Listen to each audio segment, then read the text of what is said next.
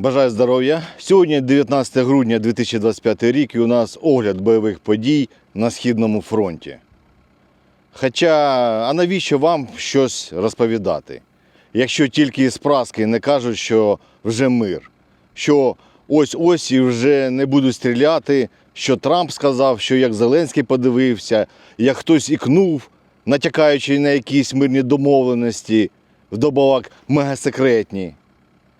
Кожен обговорює переговори та мир.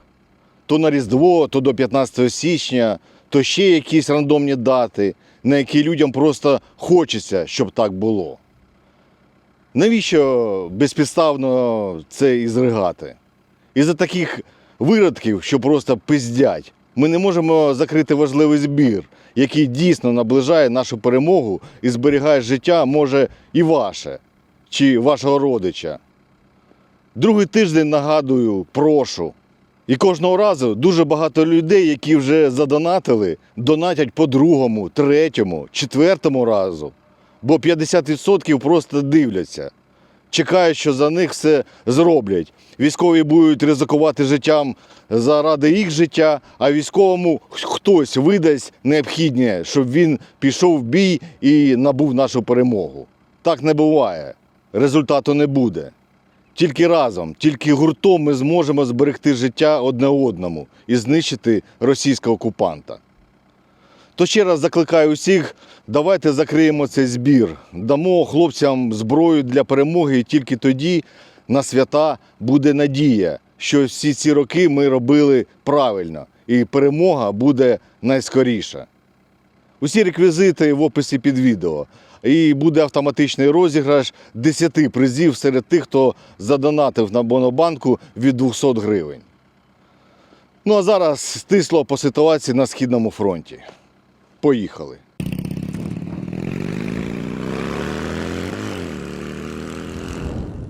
На цьому тижні зміни є і не всі погані. Почнемо з Костянтинівського напрямку. В районі населених пунктів Маркове та Майське ворога застопорили і не дали зайти у населені пункти. Просування ворога у бік Веролюбівки теж зупинили і відтіснили окупанта від селища. В Часовому Яру без змін. В районі Костянтинівки вдалося вибити ворога з окраїн і відтіснити його у приватний сектор. Так, до Костянтинівки прибуло наше підкріплення, а ворог накопичується для подальшого просування. Є просування на відрізку від Торецька до Клебан-Бик. В районі Яблунівки без змін. Є невеликі просування ворога в районі Русін-Яр, але 90% ворога на цій ділянці ми знищуємо. Саме з цього району працюють ворожі пілоти, як на частотах, так і на оптоволокні. І вони працюють по Софіївці, Райське та Дружківці.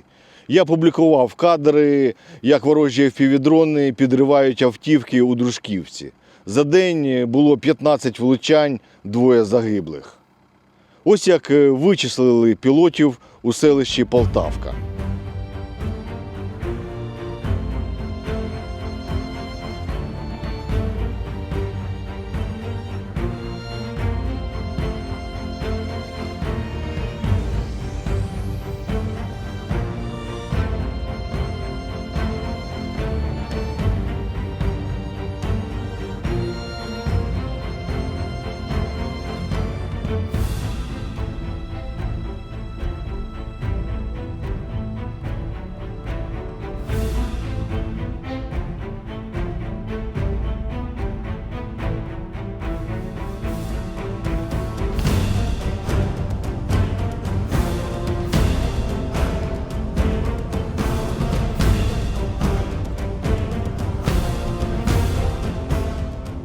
Ось для чого і працює наша аеророзвідка 24/7.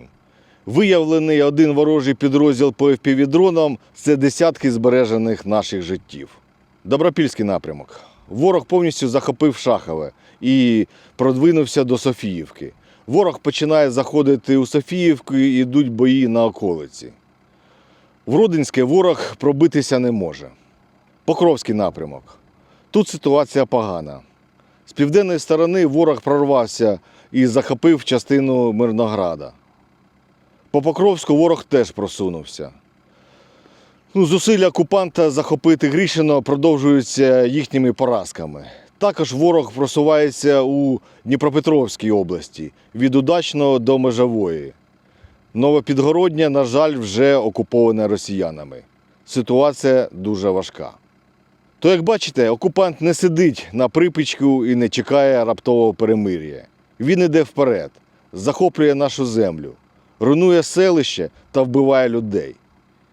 І кожним днем все сильніше та сильніше. Мир настане тоді, коли ми знищимо останнього російського окупанта на нашій землі. Допомагайте Збройним силам України, і ми обов'язково переможемо, бо ми непереможні. Слава Україні, слава ЗСУ, слава волонтерам, а Путін – гандон.